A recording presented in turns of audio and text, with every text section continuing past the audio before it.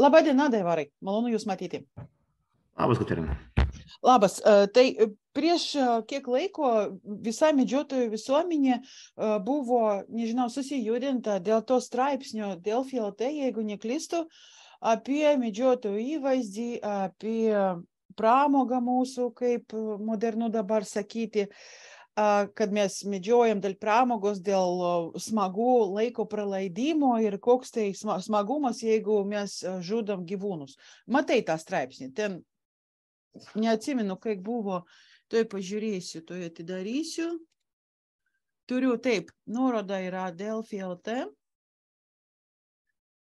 Fausta Marija Laiščiauskaitė, koks žmogus atsipalaudąja žudydamas. Nu, va toks straipsnys, ar matai tokį? Mačiau, Katerina, tikrai mačiau. Ir koks tavo įspūdis yra? Bet aš tikrai nepulčiau sureikšminti vieno asmens pasisakymų arba nuomonės, kol tai nėra mokslo arba žmonių, kurie žino geriausią situaciją komentavimas, tai tikrai nepulčiau sureikšminti, nes vienas išmintingas žmogus yra pasakęs, nepradėk ginčyti su durniumi, nes paskui neaišku, kuris iš jų yra durnius. Ne, nu čia yra... Tai tikrai... Sakyk, atsiprašau. Tai tikrai, aišku, tai yra nesmagu, nemalonu, kada yra pilamas purvas iš žmogaus, kuris neišmano nieko šitoje srityje apie gamtą ir panašiai, tai nesmagu, bet tikrai nepulsiu sureikšminti po vienių žmonių pasisakymų. Gerai. Aš su tavim sutinku, čia yra asmeninė nuomonė ir pagrįžta daugiausiai emocijami, o ne žiniomis apie medžioklės sritį, apie gamtosaugą, apie tai, kokį darbą medžiotojai veikia. Paprasčiausiai galima pasakyti, mes saugom puoselius nuo žalos, miškų jaunuolynus nuo žalos, mes padedam kovoti su afrikinį kiaulių marą. Labai daug darbų veikia medžiotojai, apie ką nėra kalbama. Bet, ką aš noriu pasakyti, tokie pasisakymai, tokius asmeninės nuomonės viešinimas per didelį žiniasklaidos portalą, Delfi LT yra vienas iš didžiausių. Negalima kaip atsikratyti tą poveikio, ko tokia nuomonė gali sudaryti medžioklės sričiui. Tai mano mintis yra, mes turėtų atsakyti, ar mes su tavim kartu, ar galbūt medžiotojų organizacijos turėtų parengti kažkokią straipsnį, todėl kad noriu papasakoti tau apie vieną tokį dalyką. Estai turi vieną medžiotojų organizaciją, vieną medžioklės žurnalą, kas yra šios organizacijos žurnalas, ir jie turi kasmetinį planą, viešių publikacijų tokį planą. Tame portale bus toks straipsnis, tame portale bus šitoks straipsnis, mums bus toks renginys, apie tą pasakosime tur, supranti. Ir jie visada turi tos plotus laikraščiuose, žurnaluose ir portaluose, todėl kad jie sugeba sumokėti už tą. Tai jeigu, pavyzdžiui, kaip reklaminis straipsnis, aš esu reklamos užsakovas ir aš sakau, aš noriu, kad jūs parašytų, kad dangus yra, nežinau, ten raudonas. Ir aš mokiaus už tą straipsnį ir jūs Delfi LT 15 minučių arba, nežinau, ten Agroeta, Agrobitė ar kas nors dar, turėsite tokį straipsnį paviešinti, nes todėl, kad aš už tą reklaminį plotą sumokėjus. Ir aš galvoju, kad medžiotojų organizacijoms irgi reikėtų Lietuvoje taip pat elgtis. Taip jis tai daro. Sumoko kažkokius pinigus ir paskui skelbia savo straipsnius. Be cenzūros. Aišku, kad ten nėra apie kraujo, apie ten sumedžiojimą, bet apie medžiotojų veiklą. Tai kokia tavo nuomonė, ką mes galėtų daryti, kad atsakytų, kad galėtų truputį mažinti tokio blogio, tokių emocinių pasakymų, emocinės nuomonės viešinimui. Turi būti kažkoks atsakymas. Kaip tu manai? Mintis yra tavo teisinga ir jinai yra pasakyti labai tiksliai ir taikliai. LMŽD taryba buvo nusprendusi metų pradžioje, kad kiekvienas rajonas turėtų išleisti savo rajone kažkokius straipsnelius apie medžioklę, apie tradicijas ir panašiai ir apsimokėti iš savo skyriaus lėšų. Tai tikrai nėra maži pinigai, sakykime, jeigu mes paimsime patį paprasčiausią rajoninį laikraštį ir jame išleisti vieno puslapio kažkokią žinią, tai kainuoja iki 500 eurų, tai tikrai mažam skyriui yra dideli pinigai, bet kad tą reikia daryti, tai yra 100%, net kalbos nėra. Ir manau, kad tą turėtų daryti centrinė draugija ar kitos organizacijos leisti, kaip per Delfi, per kitur. Ir tikrai tie straipsniai yra užsakomi, tikrai nėra problemos, tikrai sumokėjus pinigus jie bus ištransliuoti. Ir taip mes galime pasiekti tą visuomenės dalį, kuri tikrai nežino ir nelabai išmano, kas tai yra medžioklė. Kitas dalykas yra, ką aš ir seniai siūliau daryti tokias kaip ir pamokas, būna mokyklose klasėse leidžiama daryti pamokas pagal mokytojų pasirinkimą. Ateina įvairių profesijų atstovai, jie pasakoja apie savo profesiją, savo darbą, tai kodėl nepadarius, neinicijavus medžiotojams tokių pamokų mokyklos skaitymo ir tada manau, kad per ilgą laiką mes galim pasiekti jaunų žmonių, vaikų sąmonę ir įrodyti ir pateikti medžioklę kaip ne blogį gamtai, o tiesiog yra šiandieną būtinybė, tokia realybė yra.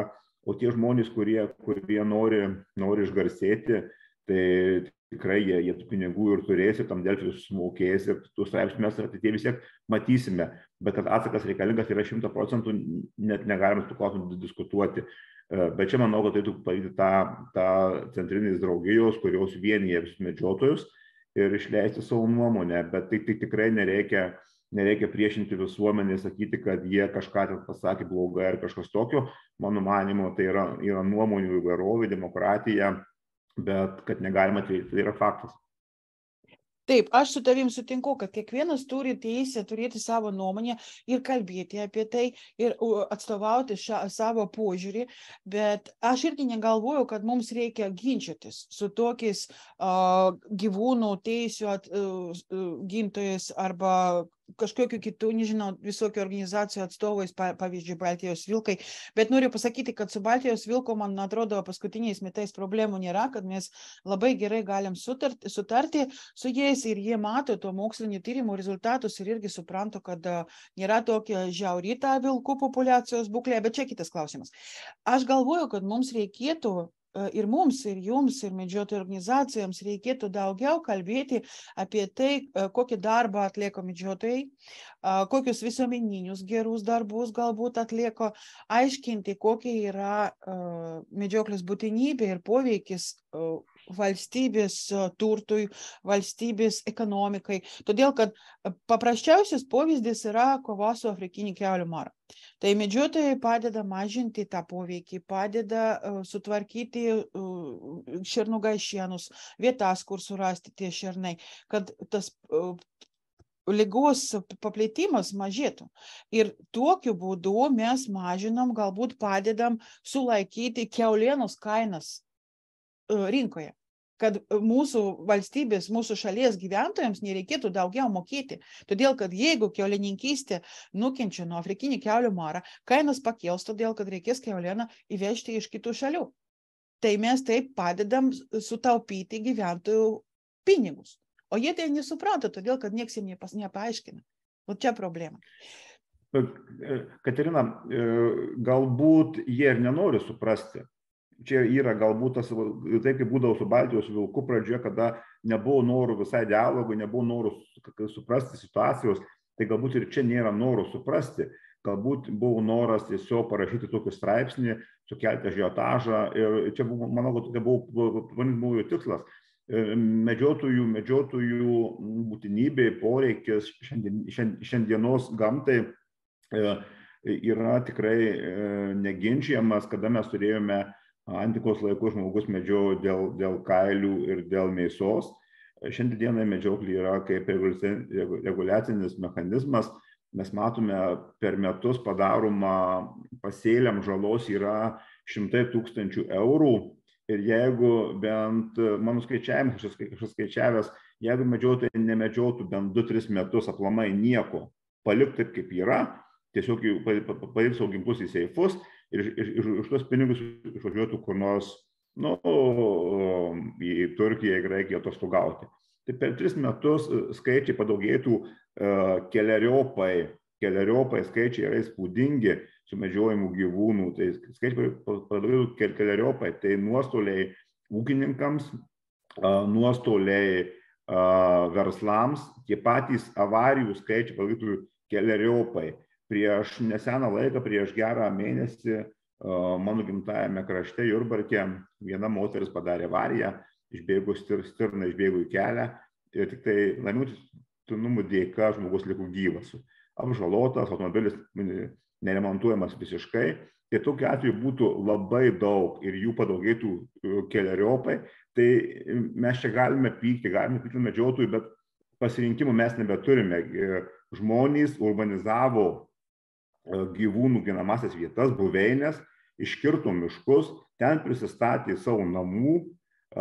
Imkime pačią Klaipėdą. Kodėl Klaipėdų migruoja briedžiai tam tikroje vietoje? Todėl, kad kažkada ten buvo jų migracijos keliai. Ir mes iškirtume jų miškus, migracijos kelius, pastatėme vedukus, autostradas ir taip gaunasi. Čia niekur nepabėgsim. Todėl kito kelio nėra, tik yra gamtos reguliavimas, gyvūnų reguliavimas, o tos emocijos, kur pasiduoda tam tikri asmenys, tai sakau, jau gero yra suplanuoti, yra reikalingi.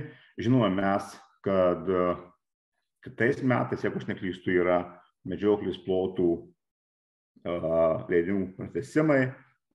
Daug visokių niuansų yra ir tie dalykai susiveda į tą pačią situaciją, kad reikia kaitinti temperatūrą, nes taip yra daromi visi reikalai. Iš pradžių temperatūra pakaitinama, o paskiau ieškoma sprendimų, kaip tą išspręsti.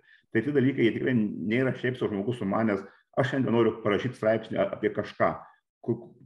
Kodėl aš nerašau straipsnių, ar gerai yra megzti vilnonės kojines? Tai irgi yra paimta iš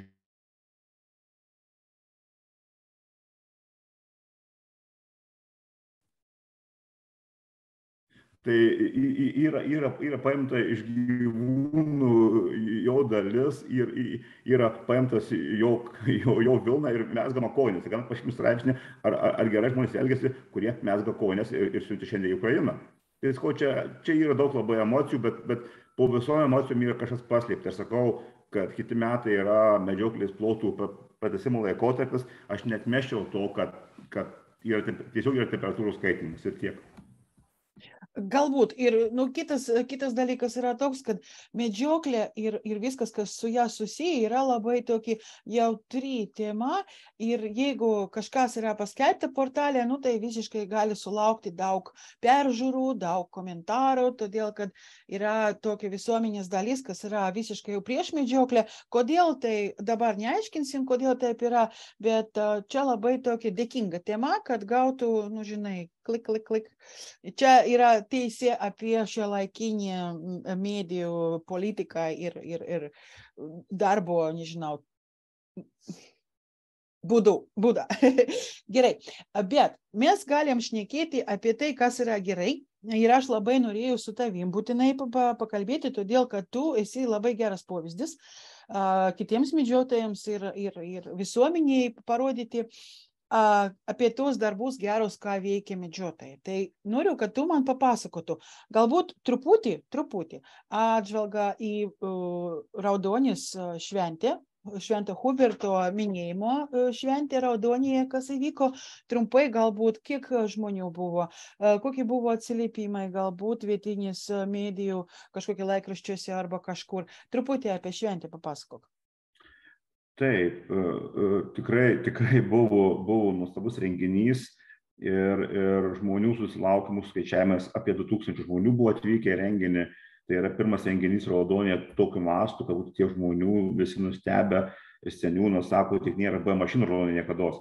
Tai yra pavyzdys, kad mes galime būti vieningi, kad mums reikia kažko kito, o ne tik tai, kaip būdavo sovietiniais laikais išeiti į mišką, išgerti ir kažką namų parnešti. Kultūra keičiasi, ateina papročiai, tradicijos, kurios yra visoje Europoje.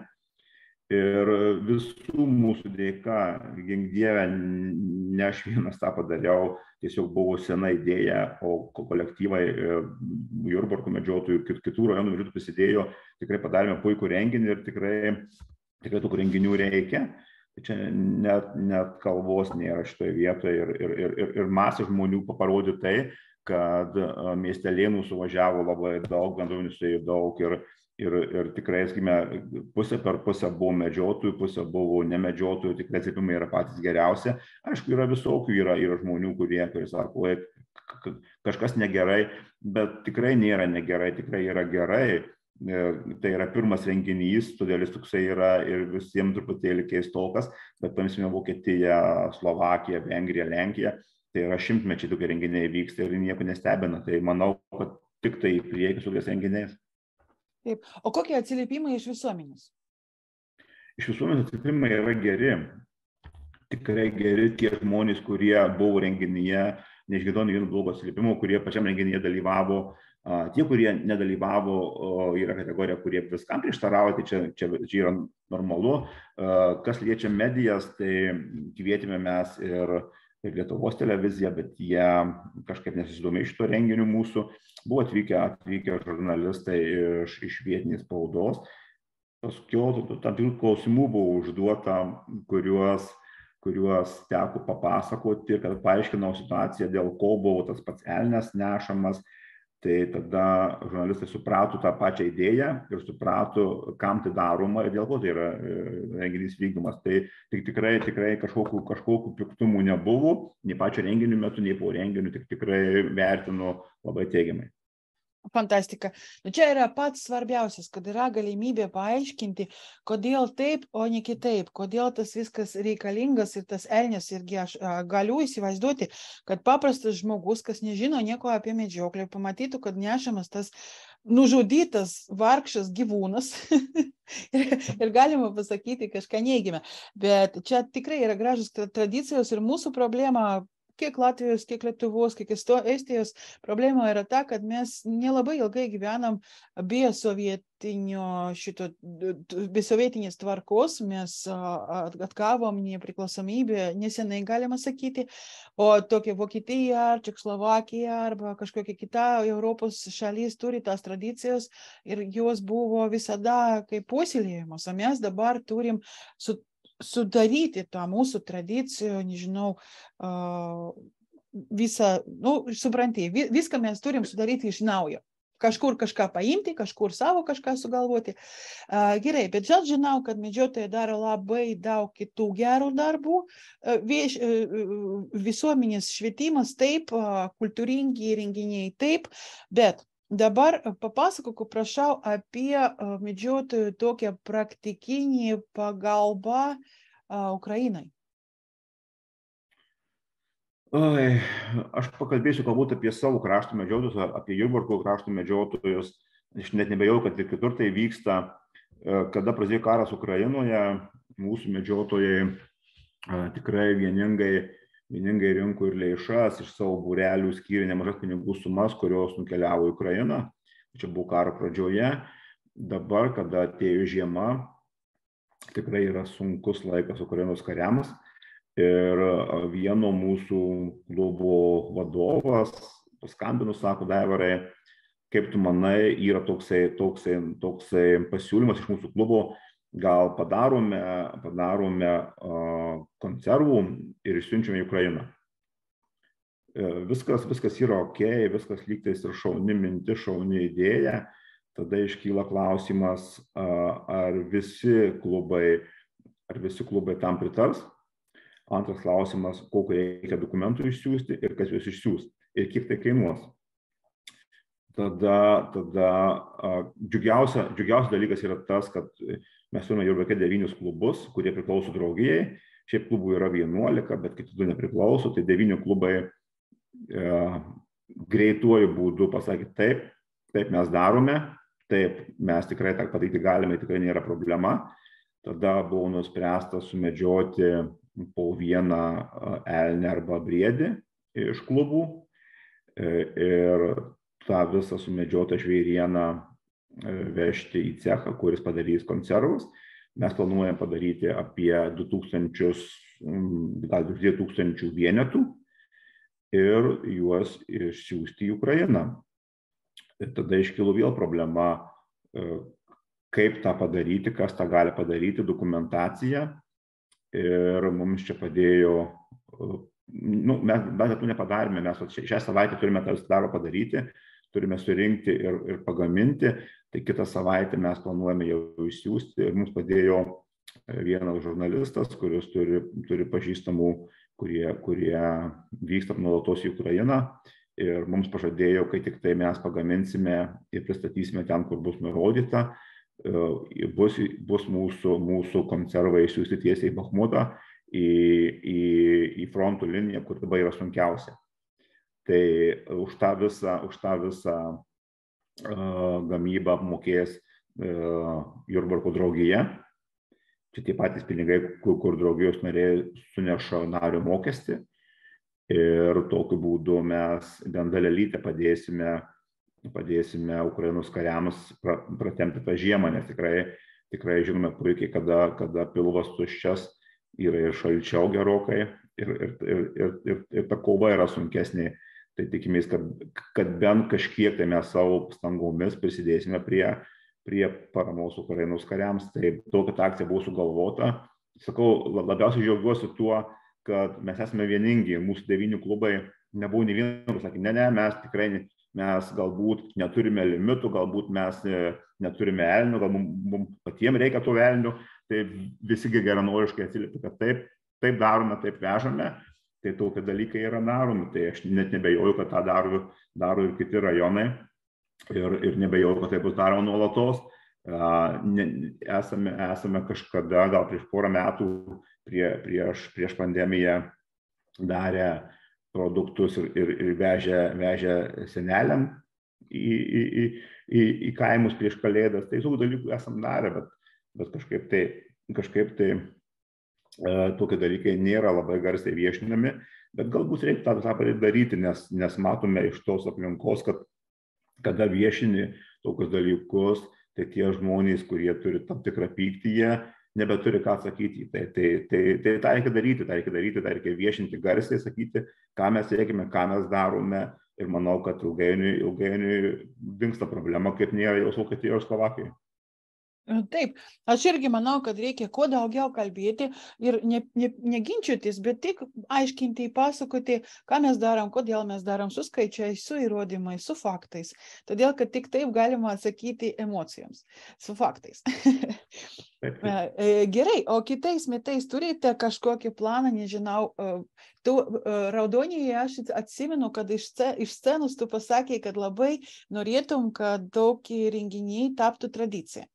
Tai gal turite kažkokių planų kitais metais kažką daryti? Taip, planas tikrai yra ir jisai Raudonė mes pasakėme ne veltui, kai mes norime, kad Raudonė taptų tradicinė vieta. Aš suprantu, kad Lietuvoje yra 60 keli rajonai ir po šito mūsų pirmo žingsnio, pirmo blyno, aš net nebejoju, kad atsiras ir kitų rajonų norinčių kažką panašaus padaryti. Nes tai yra labai puikus renginys ir pagarsintis patį rajoną, parodantis, kad yra žmonės, kuriem rūpi, kurie daro. Tai net nebejoju, kad tas renginys suksis ratu per Lietuvą kaip respublikinis, bet jeigu kažkas tai sakytų, kad ne, mes nenorim, mes visada Jurbarkas priimsime ir padarysime tą renginį ir 1, ir 3, ir 5, ir 10. Ir bet kuriuo atveju, jeigu kitais metais, 20 metais respublikinis Hubertų minėjimo renginys nebūtų Jurbarke, mes vis tiek darysime Raudonėje, darysime Hubertų minėjimą, tada jis gal bus apimties mažesnės, bet kažką panašaus, kas buvo dabar, tikrai mes darysime, tą esame suplanavę, nes pamatėme, kad to reikia, tai tikrai tas bus. O gal ir nebus mažesnis tas renginys, todėl kad aš dabar galvoju, žinai, turime patirtį. Daugelis žino, kad aš esu Latvijos moterų medžiotojų klubo, kaip tai, ne vadovė, bet, pavaduotoja, taip, Mes kartu su Linda sukūrėm tą klubą ir mes keletą kartų per metus turim kažkokius renginius, dalyvavom. Ir mano patirtis yra tokia, kad pavyzdžiui, jeigu mes dabar kalbam ne apie medžiotojus, apie paprastus žmonius, kas su medžioklė nėra susiję. Pavyzdžiui, ateina į mūsų stendą pora, vyras ir žmona. Ir jie yra prieš medžioklę. Jūs tur žudikai ir kas tur dar, nežinau, blogai, visi blogiečiai, tai medžiotojai geria medžioklėje, tai žudo gyvūnus. Ir viskas yra, žinote, labai praktiškai ir paprasta. Vyram reikia duoti dešros, o žmonai kailieno. Ir viskas pakeičiasi, žinote, tas akių, požiūris, visas tas emocijas, kai paėmė į rankas tą kailieną, ta moteris tokia, žinote, labai patinka. Ir iškart yra aišku tas praktikinė pusė. Tai aš galvoju, kad galbūt Raudonė galėtų turėti tokį išskirtinį, pavyzdžiui, medžioklės sriubos čempionatą Lietuvos, arba, pavyzdžiui, kepsnių čempionatą. Ir aišku, kad visuomenė yra kviečiama degustuoti žvėrienos mėsą, žvėrienos patiekalus. Gal galime kažkokį mokymų irgi padaryti. Žinai, taip pritraukti visuomenę, todėl kad žmonės labai, labai mėgsta, jiem labai įdomu. Toks standartinis požiūris yra toks, kad žvėrieną yra labai sunku pagaminti. Jeigu žmogus nėra susijęs su medžioklė ir neturi patirtį dirbti su elniena, briediena, ar nežinau, šerniena, ar bebriena, pavyzdžiui, tai jis nežino, ką su ją daryti. Bet mes galim pamokyti. Taip pakelti interesą apie žvėrieną arba žvėrienos nusipirkimą. Galbūt irgi truputį per tą kulinarišką tokią sritį pakeisti ir žmonių požiūrį į medžioklę. Tikrai pritariu, Katarina, tau tikrai 100% pritariu ir net nebejoju, kad mes darysime tą renginį ir tikrai mes išmokome tam tikras pamokas, kur padarėme klaidų. Tai normalu yra žmogiška klysti ir mes tikrai tą renginį darysime. Labai gera tavo mintis buvo netgi kepsnių kažkoks čempionatas, kepimų dar kažko, tai tikrai sugalvosime. Mes turime 9 klubus rajone. Ir jeigu, kaip sakau, jeigu ir nebūtų respublikinis, tai mes tikrai, mes kviesime visus, bet mes turime 9 klubus, mes galime išvirti 9 puodus sriubos, mes galime iškepti 9 kažkokias kepsnius, mes galime padaryti daug ką ir mes matėme, tie žmonės, kurie atėjo, jie tikrai liko patenkinti, pirmiausia, liko patenkinti ir mes. Nes mes einame visuomenę, einame savo bendruomenę, jiem pasakojame ir tikrai tų renginių tokių reikia. Dar viena mintis buvo, kadangi Raudonės pilis priklauso savivaldybei, buvo mintis Raudonės pilyje sutarus su savivalda įrengti medžiotojų menę. Ta padarytume Jurbarko medžiotojai, gautumėm kažkurią iš salių ir ją tiesiog atremontuoti, įrengti menę su trofėjas ir kad ta menė liktų visam laikui Raudonėje. Tai tie dalykai yra tikrai dėliojami, bet kaip ir sakau, vienas nepadarys niekados nieko. Mes turime tikrai šaunę komandą, šaunus mūsų vyrai rajonų ir tikrai tų minčių ateina, jie pateikia, tik reikia jas įgyvendinti. Tai tikrai darysime, tikrai lauksime to renginio, mes jau to renginio laukime vėl, nes kaip ir laukime šitų kubertinių su jauduliu, su stresu, nes pirmas kartas taip lauksime ir kitų, ir tikrai tų akcijų bus įvairiausių, bet dar sykį pasikartosiu, visi mes kartu padarysime daug ką, po vieną mes esame niekas, nes tu gali turėti pačią geriausią idėją, jeigu nėra palaikymų, nėra komandos, kuri dirba, nes tai yra juodas darbas ir tada niekas nesigauna. Ir sakau, ir tikrai mums nereikia ginčytis su tai žmonėm, kurie turi tokią nuomonę. Jeigu žmogus nori klausytis, jam gali paaiškinti, kas yra, kaip yra, dėl ko yra, bet jeigu žmogus kategoriškai sako, tavęs netgi klausyti, tai tikrai neverta gaišti savo brangaus laiko, reikia eiti toliau ir žiūrėti į priekį. Taip.